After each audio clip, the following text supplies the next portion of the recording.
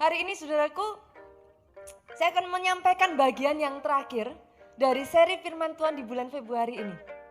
Kalau saudara masih ingat kita berbicara tentang apa di bulan Februari ini saudaraku? Ada yang masih ingat? Mujizat keuangan besar. Mujizat keuangan besar, great financial miracle. Saya tidak perlu ceritakan banyak kepada saudara, indeed, semua mujizat itu terjadi saudaraku. Hari-hari ini kalau saya mau mengatakan kepada saudara, kemarin juga kita meeting saudaraku, baru saja terjadi satu lagi. Saya akan ceritakan, kali ini saya nggak akan ceritakan terlalu banyak saudaraku, karena that's not my point di khotbah ini saudaraku. Tapi saya akan ceritakan satu kemarin baru saja terjadi lagi saudaraku, sesuatu yang luar biasa. Ibu ini ketemu saya sudah sekian waktu lamanya saudaraku. Sudah beberapa waktu lamanya dia ketemu saya, dia merasa digerakkan Tuhan, dia katakan, "Pastor, Tuhan berbicara kepada saya untuk menabur." Oke, saya ketemu saudaraku dengan ibu ini dan oke, dia katakan, "Pastor bisa berdoa untuk saya." Saya berdoa saudaraku, that's it. Setelah itu we go separate way. Saya udah lama sekali jarang, saya lihat ibu ini saudaraku di gereja, tapi saya jarang berjumpa dengan ibu ini. Sampai kira-kira sekitar 1 bulan yang lalu, 4 minggu yang lalu lah tepatnya saudaraku, saya ketemu dengan ibu ini. Saya ketemu dalam satu acara saudaraku, kita makan lah, saya ketemu dengan ibu ini. Acara selesai, ibu ini nyamperin saya, "Pastor." Karena cerita-cerita firman Tuhan berbicara tentang mujizat dan lain sebagainya saudaraku, ibu ini nyamperin saya dan dia katakan, "Pastor, dari yang dulu saya ketemu Pastor, Tuhan sudah mengerjakan mujizat." Saya katakan, "Ibu, kalau dapat mujizat, saksikan." Semua yang datang di sini kalau ketemu dengan saya pasti akan mendengar perkataan saya yang satu ini, saksikan mujizat Tuhan. Kenapa saudaraku? Oleh darah anak domba, oleh kesaksianmu, iblis itu dikalahkan saudara. Your testimony. Bagaimana mungkin saudaraku? Kita ini diberikan satu privilege yang begitu luar biasa saudaraku. Kalau oleh darah anak domba kita tahulah iblis itu sudah sering dibully dengan yang satu itu. Dia sudah kapok-kapok saudaraku. Tapi bagaimana mungkin saudara, kesaksian seorang manusia bisa menjadi senjata yang sangat mematikan buat iblis. Itu sebabnya setiap mujizat yang kau terima, jangan pernah tidak lakukan satu ini, saksikan. Karena ketika kau menyaksikan saudaraku, you never know, ada orang-orang yang ada di dalam keadaan yang mungkin sudah putus harapan, kehilangan imannya, ataupun sudah rasanya hampir menyerah, mendengar kesaksianmu once again. Mereka punya reason untuk berharap. That's why every little goodness Tuhan berikan dalam hidup saudara, saksikan saudara. Ibu ini juga sama saya katakan, "Tuh kenapa gak saksikan?" "Iya Pastor, saya udah lama kelupaan." Saya cerita sama Pastor dan dia ceritakan saudaraku, kami pisah saudaraku, waktu itu kami sudah pergi, "Oke deh nanti saya WhatsApp ya Pastor." Dia WhatsAppkan ke saya saudaraku. Tahukah saudara, jadi ternyata dari ketika dia menabur itu saudaraku, beberapa waktu berselang, gak lama setelah itu, Tuhan itu gerakkan dia ikut mission trip. Mission trip pergi ke Bangka, keluarganya itu ada di Bangka. Sudah lama dia gak ketemu dengan keluarganya ini, dia berpikir, "Oke lah, sekalian aja mission trip, gak ada salahnya. Sambil mission trip, selamat datang Pak. Sambil mission trip, ikut aja sekalian. Kunjungi keluarga saudaraku, karena sudah lama sekali gak ketemu sama keluarga saudara." Jadi dia pikir, it's okay. Sampai di sana benar saudaraku, dia ikut mission trip, dia jumpa dengan keluarga hari kedua saudaraku. Dia pergi keliling-keliling kota Bangka saudaraku. Keliling-keliling di sana, dia lihat satu tempat. Bermula dia cerita saudaraku dari satu kerinduan kecil Pastor. Saya itu cuma lihat satu rumah, gede sih saudaraku, 2000 meter. Dia muncul kerinduan Bu di dalam hatinya. Ini rumah kok bagus ya? Aduh Tuhan, seandainya saya bisa punya rumah kayak gini. Simple, kerinduan yang begitu kecil. Tapi Tuhan kita itu ajaib saudaraku. Waktu berjalan mission trip selesai, dia pulang, nothing happen. Entah bagaimana dikasih kabar Pak, 10 bulan setelah itu, dia dapat kabar saudaranya yang ada di Bangka itu meninggal. Saudaranya yang ada di Bangka ini saudaraku, dia itu punya istri, anak semua WNA, warga negara asing. Karena istri anaknya warga negara asing, ada kebijakan dari pemerintah bahwa apapun yang dimiliki ataupun dihibahkan ataupun diwariskan, itu aset-asetnya tidak boleh lebih dari 1 tahun. Kalau lebih dari 1 tahun, itu akan disita oleh pemerintah. Nah, si ibu ini diberikan satu wewenang oleh keluarganya. Oke, diurus. Bantu, gimana caranya harus dijualkan. Dan benar saudaraku, ibu ini berusaha pontang-panting menjualkan aset ini saudaraku. Sampai tenggat waktu sudah hampir selesai 1 tahun. Anak dari kerabatnya ini datang kepada dia dan berkata, gimana kalau ibu aja yang beli gitu. Panggilnya apalah, kalau saudara itu saya nggak tahu saudaraku, manggilnya istilahnya gimana kalau anti aja yang belilah, istilahnya seperti itu saudaraku. Nah, ibu ini katakan kepada anak dari saudaranya ini, keponakannya, anti nggak punya uang sebanyak itu. Anti cuma ada uang cash itu 600 juta. Gini aja lah, dia katakan, anti tahu satu ruko itu nggak akan lah bisa harga segitu. Gini aja lah, dengan uang 600 juta hitung-hitung anti bantu kalian. Kalian kasih deh yang mana terserah. Jadi dia punya niatan itu cuma untuk membantu keluarga ini. Terserah lah, yang mana terserah, kasih satu lah, yang harganya kira-kira segitu. Tahukah saudara yang membuat saya kaget, saudaraku membaca WhatsApp dari ibu ini. Pastor, yang dikasih ke saya bukan 1 ruko, bukan 2 ruko. Yang dikasih ke saya 6 ruko. Plus 1 tanah, luasnya 370 meter, saudaraku. Plus, yang paling membuat dia takjub, Tuhan itu bagaimana bisa begitu rupa dia hanya muncul kerinduan kecil, saudaraku. Dia cuma ngomong, apa sih kalau orang Jawa bilang keweton, saudaraku. Apa sih? What is keweton? Keluar ngomong.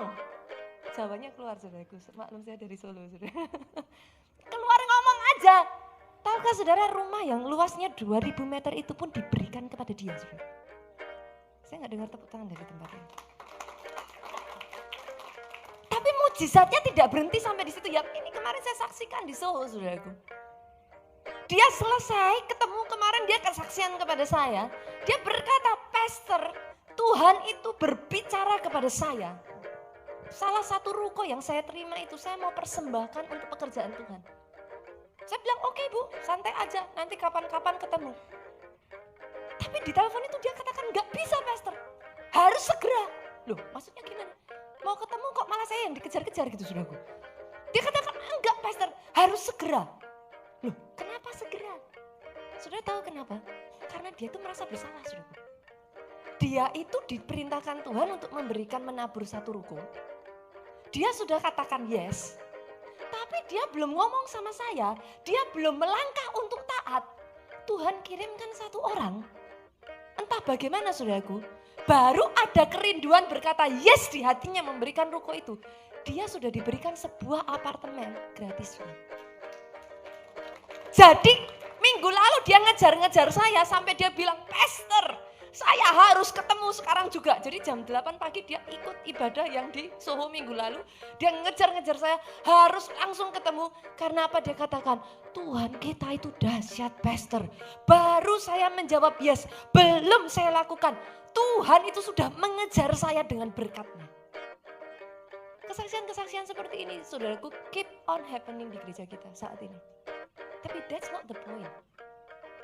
Hari ini saudaraku, apa yang akan saya sampaikan kepada saudara akan jauh lebih dari semua yang sudah saudara dengarkan selama 3 minggu berturut-turut ini. Kalau boleh saya katakan Pak, bagi saya pribadi, ini adalah satu faktor yang sangat paling menentukan di antara semua faktor yang lain. Saudara boleh punya yang lainnya saudaraku, if you do not have this one, it will never happen. Itu yang saya sebut sebagai love factor. Faktor kasih. Di antara semuanya saudaraku, terserah manusia boleh punya motivasi apa, manusia boleh punya pikiran apa saudaraku. After all, semua tentang masalah keuangan ini saudaraku.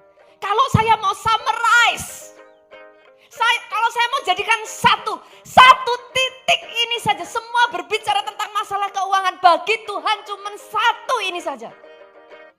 Am I still number one in your life? Manusia boleh pikirkan yang lain saudaraku, manusia boleh punya motivasi apapun. Tapi kalau sudah berbicara tentang keuangan, bagi Tuhan Pak, maafkan saya cuma satu hal ini. Am I still number one in your life? Apakah Tuhan itu masih nomor 1 dalam kehidupanmu saudaraku? Karena pada akhirnya saudaraku, dia cari orang yang mengasihi mengasihi dia, bukan orang yang mengejar berkatnya yang mengerti, katakan amin. Nggak usah bicara Tuhan, Pak. Kita aja di sini aja, saudaraku. Ada di sini yang sudah menikah, boleh lambaikan tangan, saudara. Oke, yang sudah menikah saya tanya, saudaraku. Saya tanya, kira-kira loh. Atau yang masih jomblo lah sama aja, boleh saudara, yang belum menikah juga oke. Saya tanya yang belum menikah dulu aja, kira-kira saudara lebih pilih orang yang mana? Yang mencari saudara, mengejar saudara karena harta saudara? Ini gak usah jauh-jauh Tuhan lah saudaraku. Kita pun sama. Atau saudara lebih cari orang yang benar-benar mendekati saudara karena dia cinta saudara sungguh-sungguh dalam kehidupan saudara. You know the answer. God is no different. Gereja kita punya satu semboyan ini saudaraku. Love God, love people with passion. Love God should be priority number one.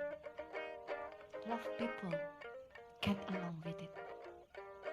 Pada akhirnya, di antara semuanya yang Tuhan cari adalah orang yang mengasihi dan mengejar dia. That's it.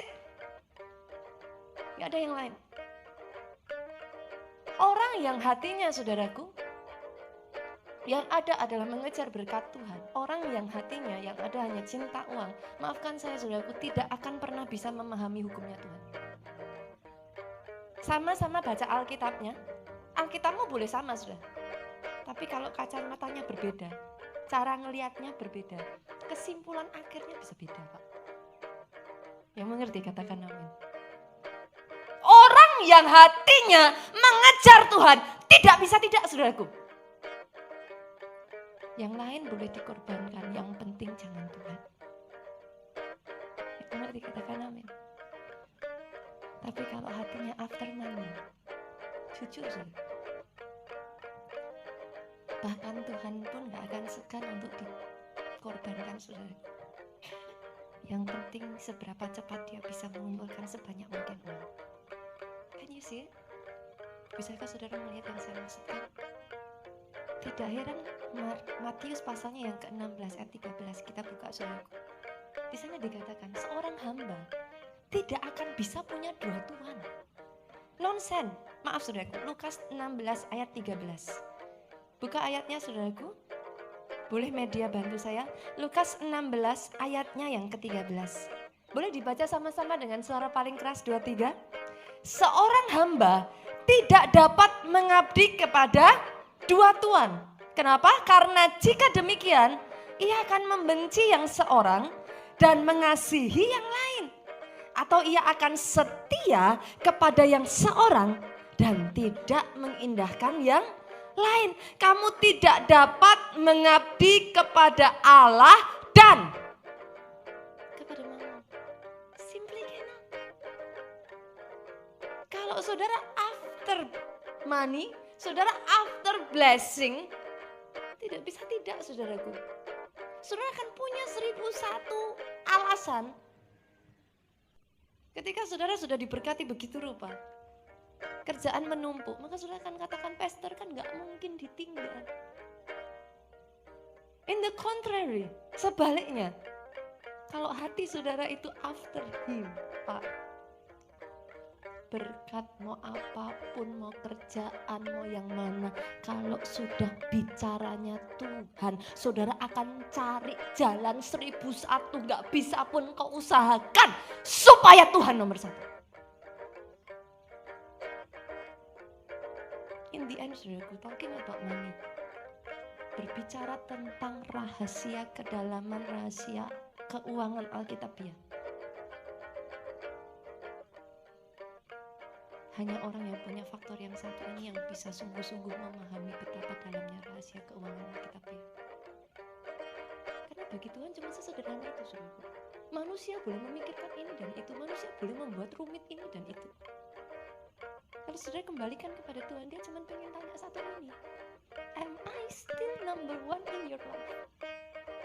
Or somebody else? Or something else is number one in your life? Tahukah saudara kenapa Daud itu begitu dicintai Tuhan?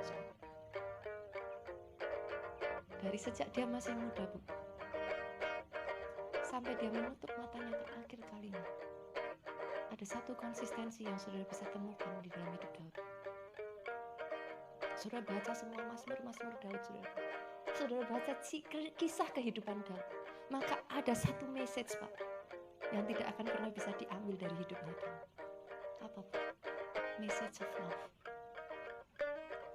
Kita lihat ya, saudaraku, deretan dari Mazmur, saudaraku, selalu konsisten. Kita buka Mazmur 69, media, boleh bantu saya? Mazmur 69 ayat yang ke-9, ini nggak ada di catatan, saudaraku. Jadi saya tadi minta media untuk bantu saya.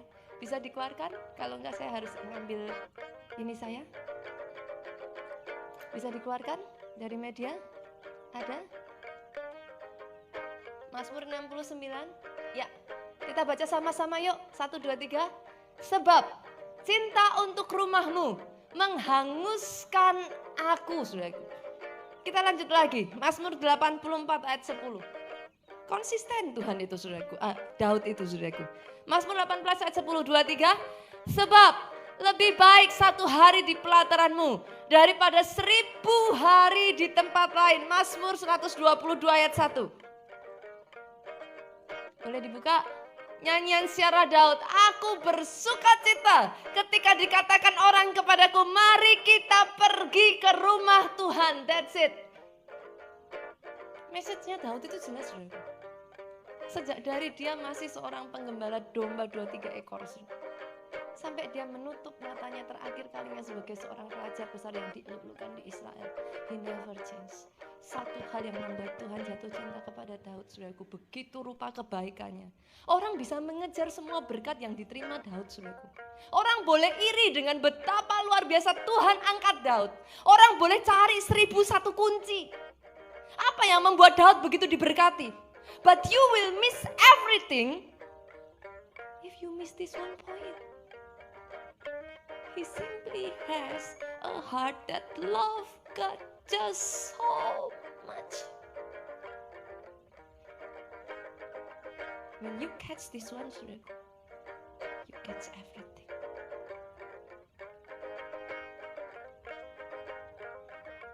Kamu ngerti katakan nama.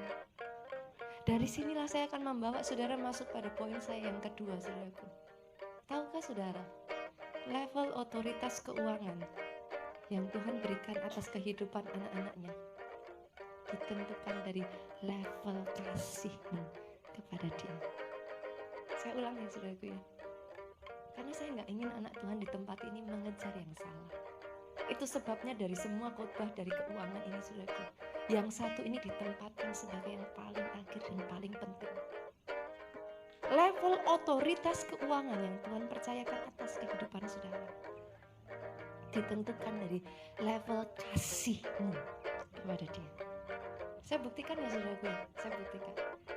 Cari semua nama-nama besar di dalam Alkitab yang diberkati Tuhan, sukses luar biasa secara manusia, secara rohani, sukses dua-duanya. Nama siapa? Tadi kita baru aja bahas, Daud, saudaraku. Kita sudah tahu itu. Bahkan begitu cintanya Daud itu ya, saudaraku ya. Kalau saudara baca, di akhir hidupnya, Daud itu meninggalkan warisan yang begitu besar kepada Salomo.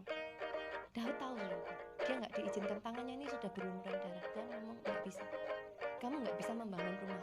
Anakmu nanti Salomo. Dan hal itu menyedihkan hati Daud, saudaraku. Karena nggak ada keinginan yang lain dari hati Daud selain dia tuh ngomong sama Tuhan, Tuhan. Apa ya, saudara? Kalau saya orang Jawa, saya ngomong, ya ampun Tuhan, masa sih rumahku lebih baik dari rumahmu? Itu Daud, saudara. Kasih aku kesempatan membangun rumah yang begitu indah, yang layak untuk quote-quote, saudaraku, maafkan bahasa saya, seorang Allah, satu pribadi Allah. Itu yang diinginkan Daud, saudaraku. Dia nggak ingin yang lain. Dia cuma ngomong, masakah aku yang manusia tinggal di istana begitu rupa? Tuhanku tinggal di tempat yang begitu sederhana. Tapi Tuhan katakan, no, you cannot. Tanganmu sudah berlumuran darah. Tahukah saudara, sekalipun Tuhan katakan no kepada Daud, kalau orang cinta Tuhan tuh ya, saudaraku, dibilang gak boleh aja diterobos loh, saudaraku. Daud ngomong sama Tuhan, Tuhan, Mungkin aku nggak bisa, mungkin tanganku ini sudah berlumuran darah. Tapi aku bisa mewariskan untuk memastikan kepada anakku supaya rumah yang megah itu benar-benar harus dibangun di bawah pemerintahan Salomo anakku. Kalau saudara baca ayatnya ya saudaraku, dikurskan di dalam kurs kita sekarang ini. Warisan yang diberikan Daud kepada Salomo itu bukan hanya triliunan saudara. Bukan hanya ratusan triliun, ribuan triliun saudara. Saudara bisa bayangkan betapa besar cintanya Daud kepada Tuhan. Kita bicara orang-orang siapa lagi yang terkaya, pasti nggak akan lepas dari nama Salomo, betul saudaraku? Orang terkaya yang dianggap pernah hidup di muka bumi ini, saudara. Boleh Salomo di akhir hidupnya seperti itu, tapi kalau saudara lihat di awal hidup Salomo, balik lagi. Masih ingat kisahnya Salomo, saudara? Ketika Tuhan mengatakan kepada Salomo, minta apapun, aku akan kabulkan. Salomo nggak minta yang lain. Salomo minta yang menyukakan hatinya Tuhan. Tapi justru ketika Salomo minta yang menyukakan hatinya Tuhan, semuanya diberikan kepada Salomo begitu saja. Can you imagine that? Saudara sebut nama-nama orang-orang besar di dalam Alkitab. Siapa? Saudara yang bisa ingat namanya, yang dianggap terkaya pada zamannya. Ayub. Alkitab jelas mencatat dia yang paling kaya di sebelah timur loh saudaraku. Coba lihat kehidupan Ayub. Sampai istrinya berkata kepada Ayub, sumpahi Tuhanmu, tinggalkan dia. Apa kata Ayub? Itu Ayub sudah ada di titik terendah dari hidupnya loh saudaraku. Apa kata Ayub? Masakah kita hanya mau menerima yang baik saja yang dari Tuhan?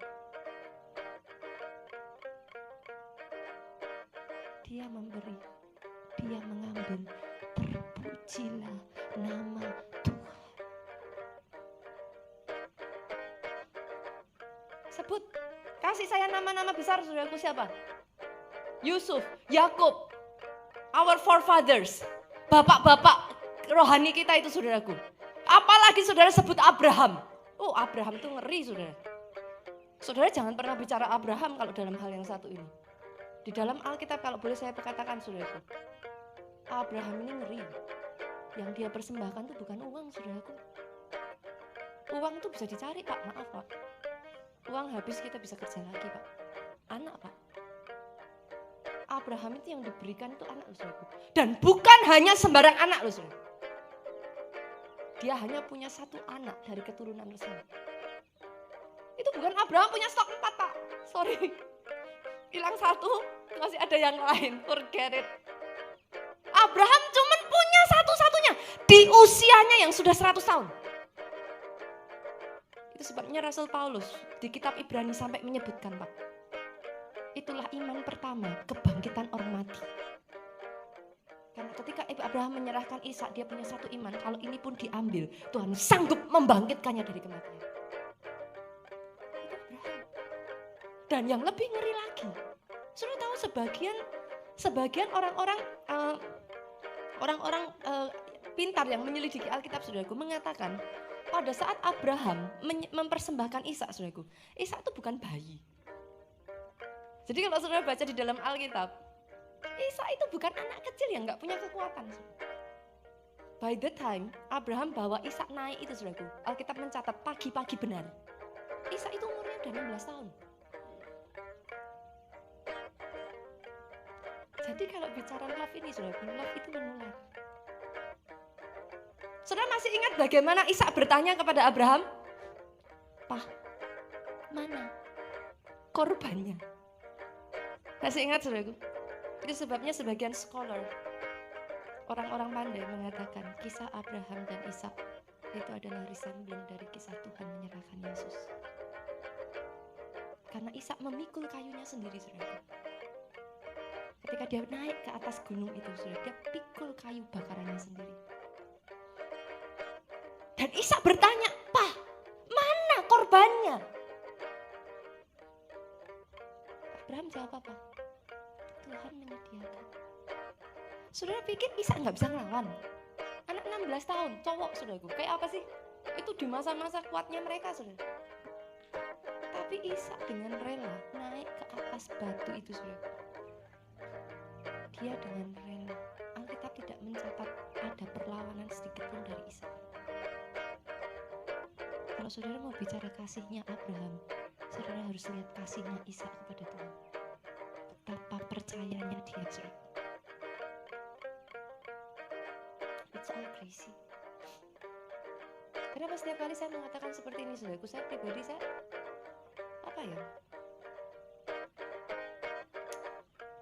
Pertanyaannya sesederhana ini, saudaraku. Kita baca semua kisah-kisah hebat dalam Alkitab dan saudara terinspirasi. Kadang kalau kita nggak hati-hati, yang kita inginkan, saudaraku, bagaimana sampai diberkati seperti itu? Bagaimana sampai begitu luar biasa Tuhan angkat? Only to find that saudara mengejar ke arah yang salah. Karena nama-nama yang saya sebutkan tadi, saudaraku, Tuhan angkat mereka begitu dahsyat. Bukan karena faktor lain. They simply love their God just so much. Yang mengerti aminnya boleh yang paling keras dari tempat ini. Pertanyaan saya kepada saudara hari ini, what about you? What about us? Saya tuh gak habis pikir, saudaraku, kenapa sih setiap kali di gereja masalah keuangan disinggung, tiba-tiba ada saja orang yang jadi begitu sensitif. I cannot understand. Kenapa, saudaraku? Karena pada dasarnya, saudaraku, soal keuangan itu bukan soal yang lain. Saya being fair ya Pak ya, saya being honest, saya fair saudara apa adanya. Saudara kalau memberikan persembahan, memangnya Tuhan terima persembahan saudara? Wah, ini pendeta sesat nih. Loh, yang terima persembahan saudara siapa, saya tanya? Hah? Memangnya uangnya naik, Bu? Kayak Santa Claus, saudaraku. Suratnya langsung nyampe ke kutub utara. Enggak, siapa bilang? Loh, saya apa adanya ngomong, uang saudara yang terima siapa? Gereja. Ya benar, yang terima gereja. Tapi dengar satu hal ini, saudaraku. Di dalam gereja itu, Tuhan taruh satu pemimpin yang diprovisi oleh Tuhan untuk memperlebar kerajaannya. Yes, uang saudara masuk ke dalam gereja. Tapi saya harus katakan satu hal ini, bukan uang saudara yang naik kepada Tuhan. Itu sebabnya be careful when you give. Be careful, kenapa? Yang naik kepada Tuhan bukan uangmu. Uangmu diterima oleh gereja. Yang naik kepada Tuhan hatimu. Oh, saya gak boleh mendoa tepuk tangan dari tempat ini. Pak, yang diterima Tuhan. Saudara cari ayatnya dalam perjanjian baru. Yang diterima Tuhan itu hati kita. Itu sebabnya gereja kita mengajarkan do not give, jangan memberi kalau sudah tidak dapat remanya. Kenapa? Karena yang diterima Tuhan itu bukan berapa banyak uang saudara. Yang mengerti katakan amin. Masih ingat kisahnya Yesus, saudaraku, berdiri di samping kotak persembahan? Loh, itu kalau zaman sekarang vulgar loh, saudara. Kenapa saya katakan vulgar? Coba saya berdiri di sini. Saya ngikutin nih pembawa persembahan. Saya datang. Nanti saudara baru mau ngambil uang, saya gini. Saya tanya, kalau enggak saudara pergi dari gereja, ini pendeta, setiap ada orang mau ngasih persembahan diintip, kira-kira saudara gimana? Loh, itu yang Yesus lakukan loh, saudara. Zaman itu bedanya adalah kantong persembahan enggak diedarkan. Itu kotak ditaruh di depan. Jemaat yang mau memberi datang maju ke depan. Tapi Yesus berdiri di samping kotak, diliatin, saudaraku. Nah, Tuhanmu itu kan nyenengin, saudaraku. Tapi Tuhan tidak melihat jumlah besar, saudara. Mata Tuhan tersangkut pada seorang wanita yang memberi 2 keping. Apa sih artinya 2 keping? Tapi hati Tuhan jatuh cinta dengan wanita ini. Kenapa? Karena 2 keping itu bukan dari kelebihannya, itu semua yang dia miliki. See? Can you see it? Bagi Tuhan, it's not about the money. It's your heart. Saya baru saja punya pengalaman kemarin, saya karena pergi sama Pak KDPW, saudaraku, sama Ibu KDPW, jalan-jalan, saudaraku. Saya sharing, Saya nggak malu menyaksikan ini saudaraku, karena saya tahu ini akan menjadi satu pelajaran yang baik buat kita semua saudaraku. Tumben-tumben saudaraku, saya tuh bukan orang yang suka ikut undian saudara. Jadi tumben-tumben tiba-tiba saya di SMS.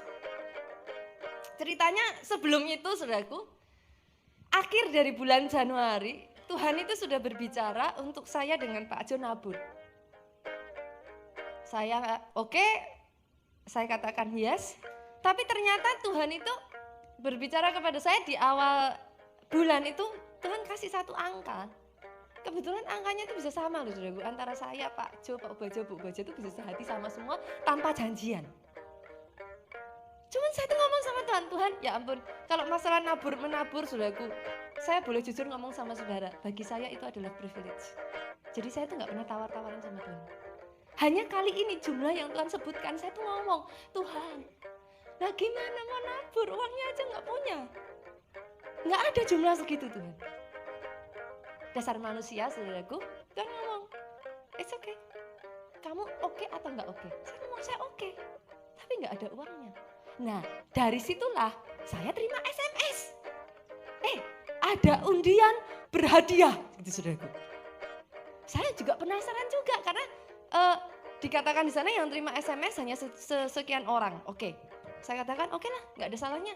Saya hari itu pas hari Senin, saya pengen jalan-jalan saudaraku. Ya sudah, ayo. Saya ngajak Pak Ajo gitu-gitu paling nggak suka saudara. Jadi saya bilang, ayolah, hitung-hitung kamu cuma nemenin aku jalan-jalan. Pak Jo senyum, ya sudah. Paling Pak Jo jawabnya sama, demi istri tercinta. Kalau nggak nyenengin istri, nyenengin siapa aja, nyenengin siapa lagi katanya gitu saudara. Ya sudah, akhirnya kita pergi saudaraku hari Senin itu. Undian, mungkin saudara juga pernah dengar, hadiahnya itu mobil Maserati. Saudara. Pasti dong, saya google saudara. Apa sih yang namanya mobil Maserati itu? Saya nggak pernah tahu seumur-umur saudara, kayak apa sih mobil Maserati itu saudara. Saya google, saya lihat, wow.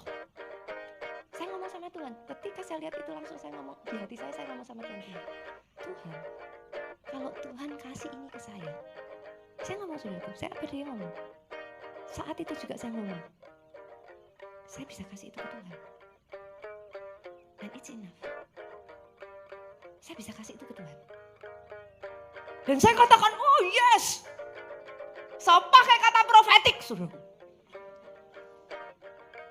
Saudara boleh ketawa, but that's what happened. Saya nggak malu menceritakan ini karena saya akan menceritakan sesuatu yang itu menyentak hati saya sekali. Singkat cerita, pagi itu hari Senin, minggunya saya seharian khotbah saudaraku. Hari Senin, ayo sayang, jalan-jalan, saya gitu. Saya bilang Pak Jo, saya siap-siap saudaraku. Nggak ada angin, nggak ada hujan saudaraku, saya masuk kamar mandi. Tanya aja enggak.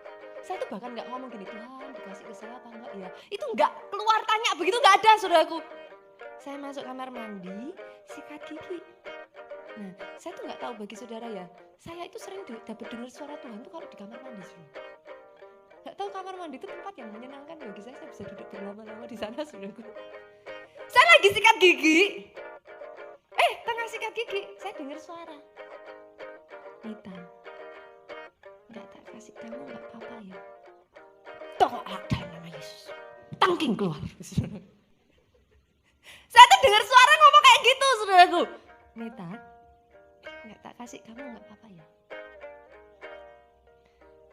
Waktu saya dengar suara itu saudaraku, saya tuh ngomong sama Tuhan, Tuhan, kenapa orang saya tuh sudah janji sama Tuhan, not single one of it I will take. I'll just give it like that. Saya ngomong sama Tuhan, paling Tuhan, nanti saya cuma minta dikasih waktu 1 minggu aja. Saya pengen ngerasain gimana sih keliling-keliling naik mobil Maserati gitu saudara. That's it. Habis itu bye-bye. Saya oke. Saya bilang gitu sama Tuhan saudara. Tapi Tuhan ngomong, saya tahu di hati saya, sekalipun secara manusia saya nolak, saya tahu saya dengar suara itu. Nita, kalau bukan buat kamu gimana? It's okay ya. Ya, akhirnya saya berangkat aja saudaraku. Saya nggak cerita sama Pak Jo. Berapa banyak yang saudara pernah dengar suara seperti itu, terus saudara mau ngomong, saudara mikir dong, masa ngomong yang begini? Kan kayaknya nggak baik kan saudaraku? Masa ngomong nanti kayaknya bukan dikasih buat saya. Lah Pak Jo akan bilang, lah ngapain kamu datang? Kan gitu. Loh, masuk akal kan saudaraku? Kalau saya udah ngomong sama Pak Jo gitu, ya Pak Jo jawabannya, lah ngapain juga kamu datang kalau sudah tahu nggak dikasih. Ya, jadi saya diam aja saudaraku, saya diam aja di mobil, saya diam manis, saya duduk manis. Pak Jo tuh sambil nyetir, Pak Jo tumpang tangan ke kepala saya. You are blessed. Saya mikir, ini ngomongnya you are blessed. Tadi didengar katanya nggak dikasih saya. Saya ngomong apa adanya sama Pak Jo, saudaraku. Saya sudah legowo kok. Pak Jo ngomong tetap aja, you are blessed. Ya saya bingung kan, saudaraku, ini yang mana nih? Antara saya juga belajar dengar suara Tuhan, antara ini yang mana? Hati pasti pengen ngaminkan yang ini, saudaraku. Singkat cerita, saudaraku, kita jalan. Nah, yang saya nggak ngerti, saudaraku, yang saya nggak ngerti, Tuhan kita tuh lucu, yang saya nggak ngerti dan memang tidak diumumkan. Jadi hari itu bukan aja diundi untuk grand prize, tapi ada door prize-nya. 2 hari yang lalu, suami saya tuh baru aja ngomong sama saya, sayang, buat kamu tuh ya yang namanya hadiah. Saya itu bahasa kasih saya itu pemberian, saudara. Hadiah, itu bahasa kasih saya. Tapi bahasa kasihnya Pak Jo itu spending time together. Setiap orang beda-beda ya, saudara, ya, beda-beda. Pak Jo tuh baru aja ngomong 2-3 hari sebelum hari itu, saudara. Pak Jo tuh cuma ngomong gini, bagi saya tuh ya, saya tuh cuma kepengennya ambil waktu bareng 2-3 hari lah. Kita jalan bareng, gak usah bawa anak. Cuman orang 2, pergi bareng, kita spending time, bangun fellowship. Saya ketawa-ketawa, saudaraku. Saya cuma ngomong, ya nanti anaknya masa gak diajak, dasar mama, saudaraku. Ya nanti gimana dong, ya. Bagi Pak Jo sekali lagi bahasa kasihnya apa, saudaraku? Spending time together. Saudara tahu hari itu, saudaraku, betul, saya gak dapat Maserati. Tapi tahukah saudaraku, saya kaget. Nomor saya dipanggil, saudaraku. Dan saudara tahu hadiahnya apa? Saya disuruh pergi 3 hari 2 malam ke Bali, saudaraku. Saya tuh sampai pengen nyekik, Pak Jo, itu hadiah buat kamu, bukan buat saya. Tapi tahukah saudara, di tengah semuanya itu, saudaraku, saya pulang. Dasar manusia. Saya tuh masih gini di kamar mandi. Tuhan, kenapa sih? Kok nggak dikasih tuh? Kan saya juga nggak mau pakai sepeser pun loh. Saya tuh cuma minta 1 minggu doang.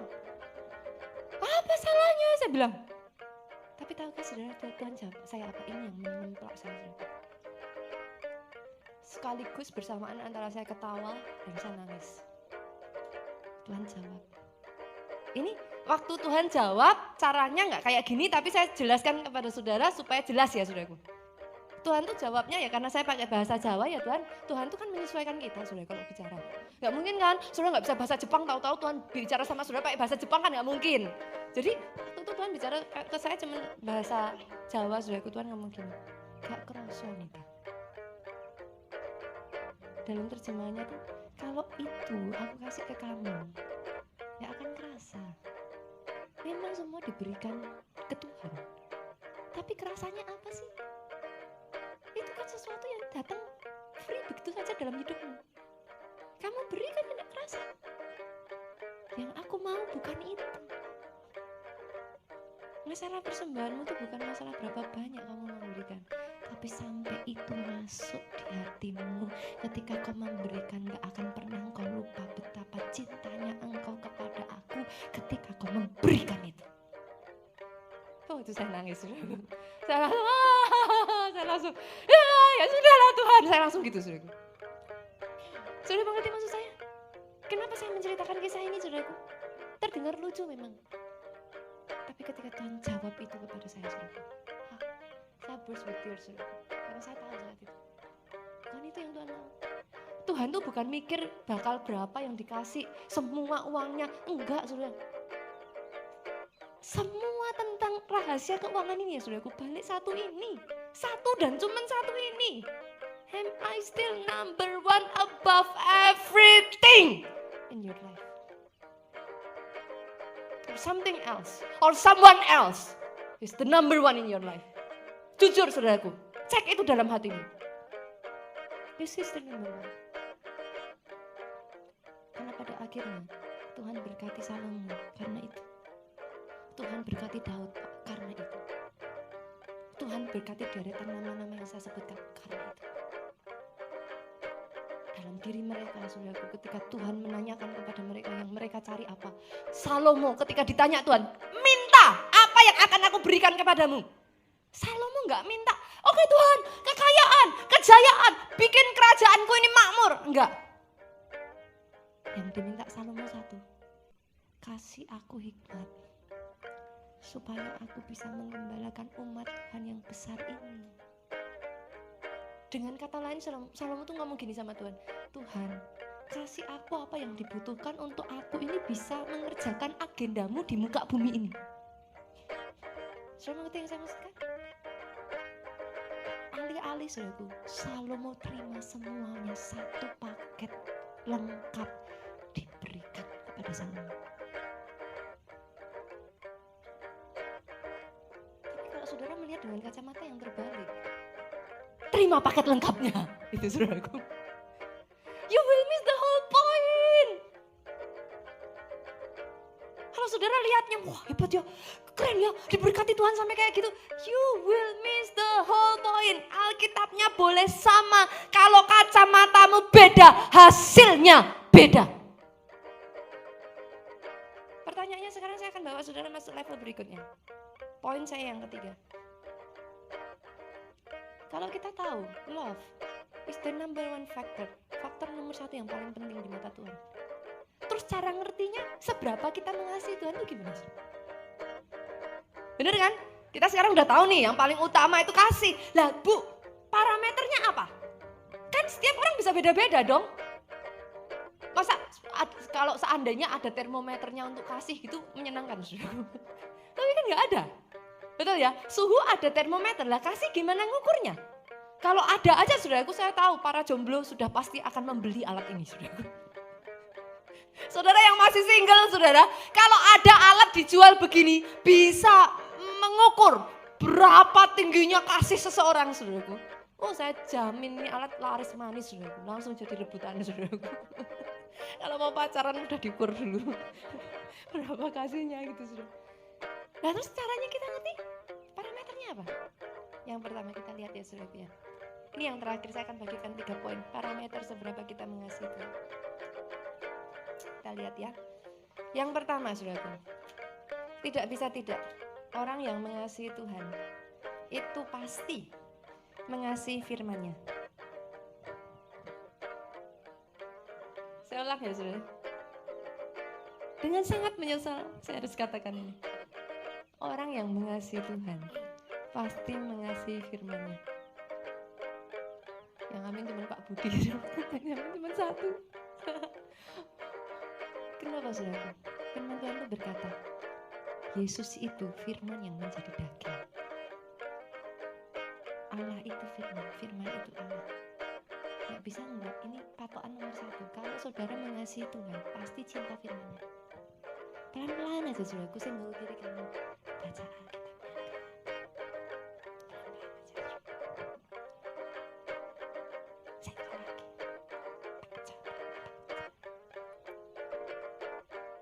Saya tuh sampai ngadain satu lomba saudara kemarin di Soho. Saya rasa saya adakan di sini ya Pak Budi ya. Boleh ya Pak Budi ya? Saya adakan lomba ini di sini saudara. Nanti akhir tahun, bulan Desember ya, saya akan khotbah di sini. Saya pastikan. Nanti saya ketemu orang, saya tanya, Alkitabnya dibaca nggak? Setidaknya saudaraku, setidaknya kita lomba yuk. 2019 ini, setidaknya saudara sudah menyelesaikan 1 kali saja Alkitab saudara. Yang mau dikatakan amin? Yang mau dikatakan amin? Setuju nggak? Setuju tetap bilang amin. Ini pendetanya gila itu saudara. Nggak setuju juga dipaksa bilang amin saudara. Gimana saudara bisa mengerti semua janji Tuhan kalau saudara nggak baca? Gimana saudara bisa merasakan semua kebaikan Tuhan kalau saudara aja nggak ngerti? Anak Tuhan tanpa firman nggak ada kuasa saudara. Tinggallah di dalam aku dan aku di dalam kamu. Firmanku di dalam kamu, remaku di dalam kamu. Mintalah apa saja, maka itu akan diberikan dalam hidupmu. Jadi nggak bisa nggak saudaraku? Satu parameter paling penting saudara mencintai Tuhan. Do you read the Bible?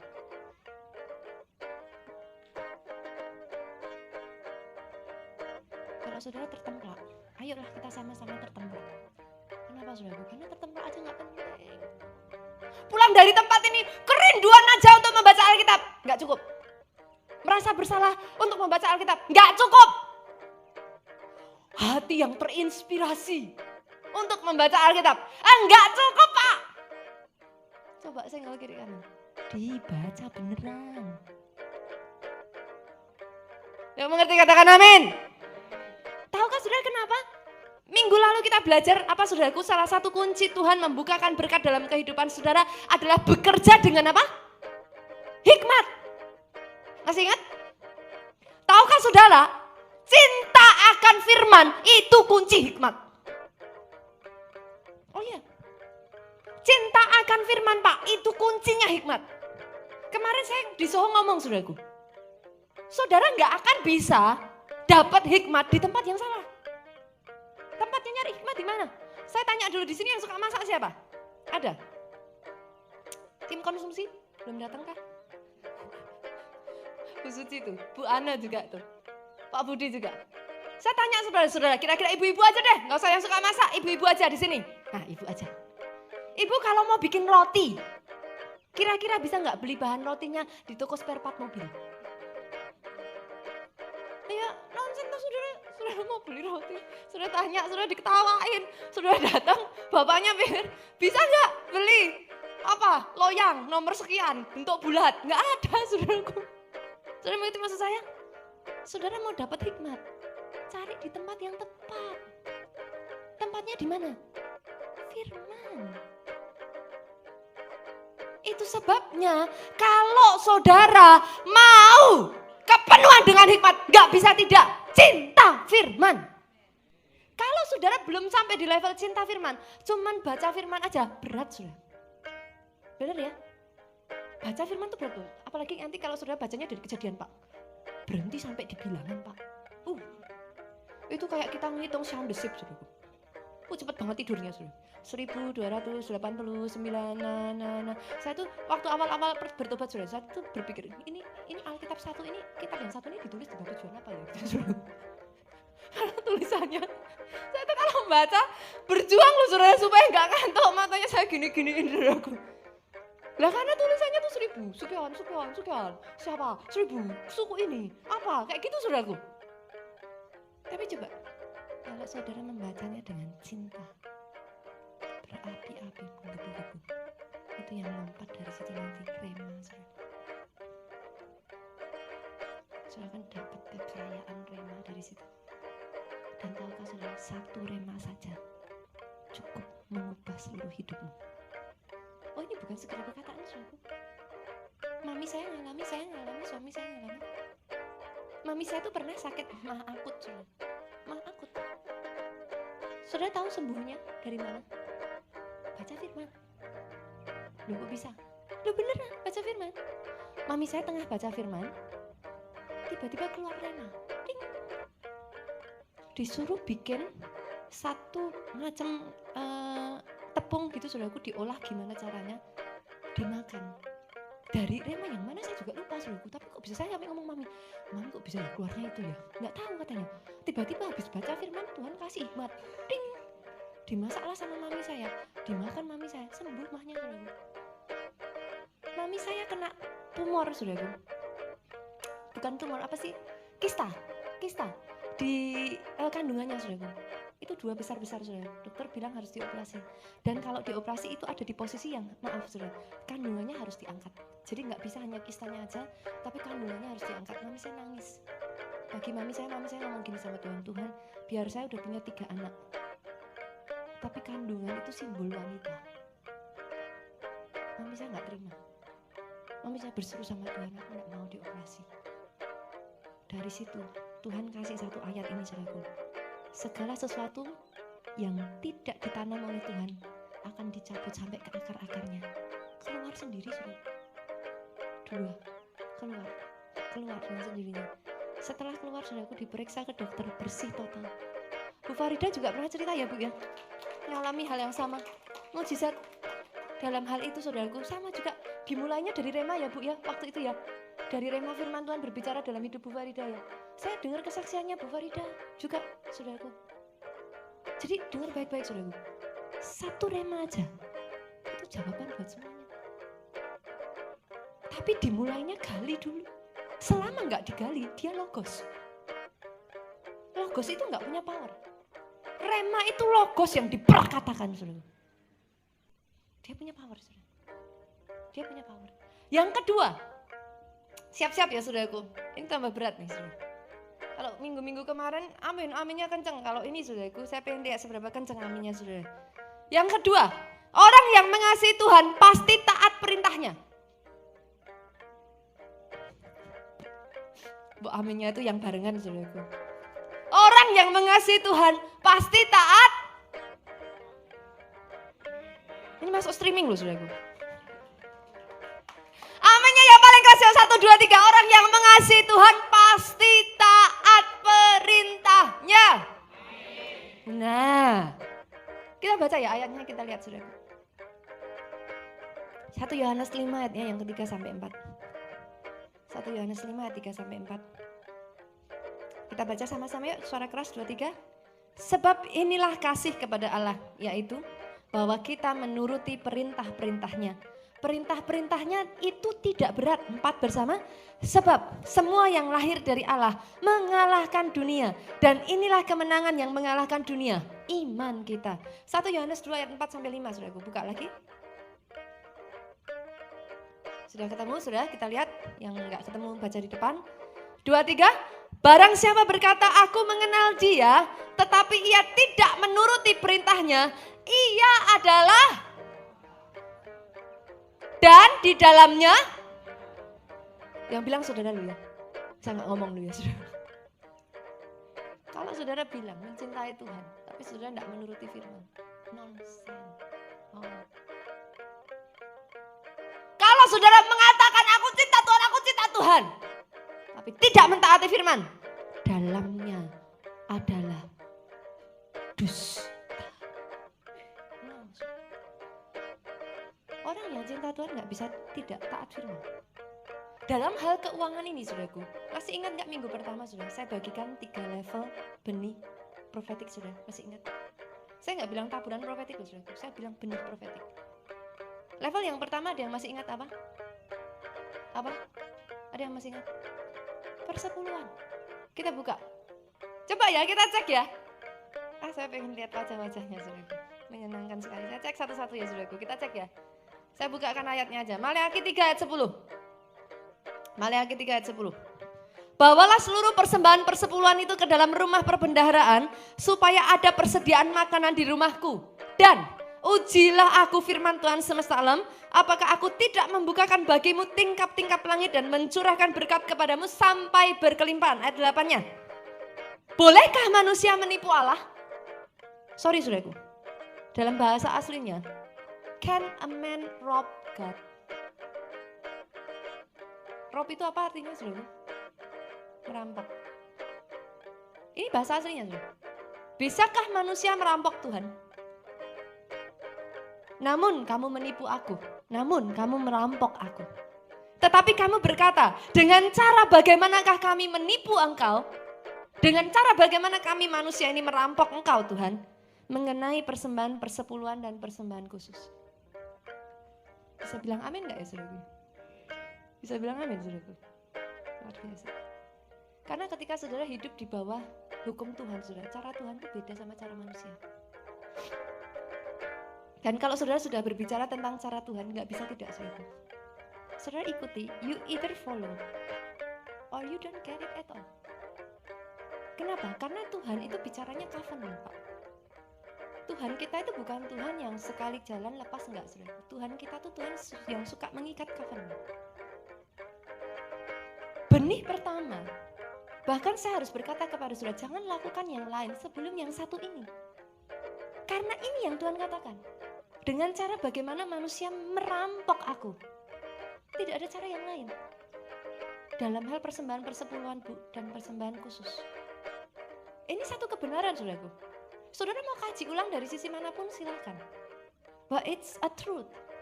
Sebagian bertanya kepada saya, nah ini sekalian saya bagikan di St. Moritz, Soho sudah pernah saya bagikan. Ada yang bertanya, Pastor, memangnya persembahan persepuluhan itu harus diberikan ke rumah Tuhan? Gimana sih? Boleh nggak dikasih ke janda dan yatim piatu? Ada satu jemaat yang datang kepada saya dan memberikan ayatnya, Keluaran. Sudah bisa lihat, Keluaran 12 atau Keluaran 14, saya lupa. Sudah. Di ayat itu dikatakan, persembahan persepuluhan itu diberikan kepada janda dan orang miskin, anak yatim piatu. Pertanyaan saya, boleh nggak? Kenapa nggak boleh? Saya jelaskan saudara. Di dalam perjanjian lama, orang Israel ini saudara harus tahu. Jadi saudara nggak nantinya bingung jadian kalau saudara nggak ngerti hal ini. Dalam perjanjian lama, bangsa Israel itu memberi 3 macam persepuluhan. Persepuluhan pertama ini nggak ada di dalam catatan khotbah ini saudaraku, tapi saya jelaskan karena banyak yang tanya ke saya. Persepuluhan pertama itu diberikan ke rumah perbendaharaan. Ini bait Allah saudara. Tempat di mana saudara itu menerima roti. Ada persepuluhan kedua.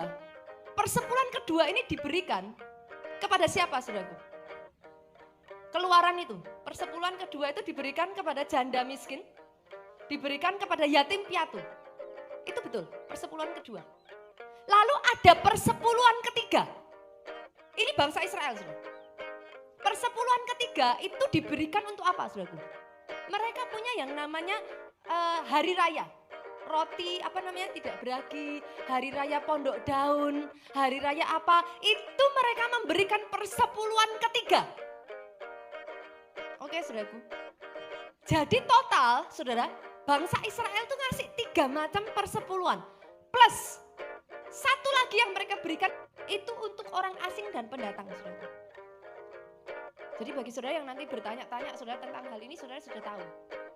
Nah, yang jadi masalah, kita sekarang ini kan sudah nggak ada toh saudaraku, apa kita merayakan pondok daun? Karena enggak. Kita tidak merayakan perayaan-perayaan seperti itu. Itu sebabnya tidak diberikan 10% untuk itu. Yang ada biasanya di gereja-gereja pas ada acara perayaan tertentu akan diberikan persembahan 2 kali. Persembahan khusus. Untuk mensupport perayaan-perayaan hari besar. Kemudian untuk fakir miskin, untuk janda-janda, untuk orang yatim piatu. Saudara boleh. Kalau saudara sudah memberikan persepuluhan yang pertama saudara, silahkan. Saudara merasa Tuhan sudah memberikan lebih, sisihkan untuk saudara memberkati janda, yatim piatu, fakir miskin saudara. Itu boleh. Tetapi saudara jangan pernah lupakan, bagian porsinya itu ada sendiri-sendiri. Jangan dicampur aduk. Yang mengerti boleh katakan amin. Kasih gambaran ya saudaraku ya, bisa ada gambaran ya. Sehingga kalau saudara yang bertanya-tanya dalam hal ini saudara nggak bingung lagi. Yang berikutnya saudaraku, level yang kedua adalah persembahan. Itu sebabnya di gereja kita mengajarkan kalau saudara bawa persembahan, jangan cuma sekedar persembahan, angkat, dah, pokoknya saya ngasih persembahan. Itu kan yang penting di gereja ada ritual kasih persembahan, saya ngasih persembahan. No, bawa persembahanmu saudaraku, tumpangkan tangan, bless, berkati benih yang saudara taburkan. Saudara berkati apa yang saudara taburkan. Ketika saudara memberikan, Alkitab mengatakan yang menyukakan hatinya Tuhan itu bukan hanya sekedar saudara memberi. No, Tuhan tuh suka apa tuh saudara? Cheerful obedience-nya. Yang mengerti katakan amin. Jadi yang menyentuh Tuhan itu hatinya, yang melakukan itu dari satu sukacita. Itunya saudara. Kalau saudara miss yang ini, saudara miss semuanya. Nanti saudara akan merasa berat, saudara akan merasa nggak mau, saudara akan merasa it's okay. Dan di gereja kita mengajarkan hal ini saudaraku. Sebelum saudara mengikat covenant dengan Tuhan, saudara sendiri, antara saudara dengan Tuhan, nggak usah saudaraku. Karena bukan uangnya, percuma. Tapi justru ketika saudara lakukan itu, make covenant with your God. Maleakhi mengatakan apa? Ujilah aku, kata firman Tuhan. Apakah aku tidak membukakan tingkap langit dalam hidupmu? Doa saya dari tempat ini, sejak dari hari ini, pembukaan demi pembukaan Tuhan taruh atas kehidupan saudara. Anda understanding of true knowledge of the word of God. Firman Tuhan itu saudara mengerti dengan bukan hanya terus dikobahi berkat saudara. Saya nggak setuju tentang itu. Kalau saudara terus cuma dikobahi tentang kasih, saya nggak setuju. Kenapa itu nggak sehat? Maaf saudara. Kalau ada gereja yang melakukan itu nggak sehat. Saudara harus tahu why you give. Apa reason you give? Dan bagaimana you give? Saudara harus tahu itu. Karena ketika saudara lakukan dengan cara yang benar, yang menyentuh hatinya Tuhan, indeed, saudara, firman Tuhan itu nggak bisa berbohong. Langit bumi boleh lenyap, firmanku tinggal tetap, kata Alkitab. Dia akan memastikan satu persatu dalam hidup saudara harus digenapi, saudara. Yang ketiga, yang terakhir, pemain musik boleh maju ke depan. Yang terakhir, orang yang mengasihi Tuhan pasti mengutamakan agendanya Tuhan, saudara. Orang yang mengasihi Tuhan pasti mengutamakan pekerjaannya Tuhan, agendanya Tuhan, kehendaknya Tuhan, rencananya Tuhan. Itu jadi yang nomor satu, saudara. Pada akhirnya ya saudaraku, Tuhan itu ya ketika menciptakan saudara dan saya sampai di titik terakhir, saudaraku, dia tuh ngerti semuanya. Tapi ini yang dia katakan Matius 6:33. Carilah dulu kerajaan Allah dan kebenarannya, semuanya ditambahkan kepadamu. Tapi saya ingin mengajak saudara membaca bukan ayat yang ini. Ayat ini semua orang hafal. Saya saudara baca ayat sebelumnya. Matius 6:31-32. Boleh dibuka?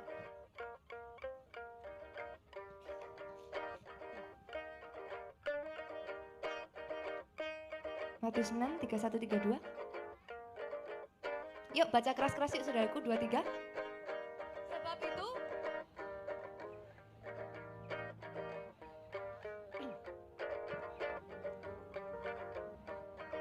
selanjutnya, semua itu dicari bangsa-bangsa yang tidak mengenal Allah. Akan tetapi Bapakmu yang di surga tahu bahwa kamu memerlukan semuanya itu. Sampai di situ saudaraku. Bapakmu yang di surga tahu bahwa. Jadi saudaraku, Tuhan tuh dengan kata lain pengen ngomong sama kita gini. Kamu butuh uang untuk sekolah anakmu, aku tahu. Kamu butuh untuk kamu membangun rumahmu, aku tahu.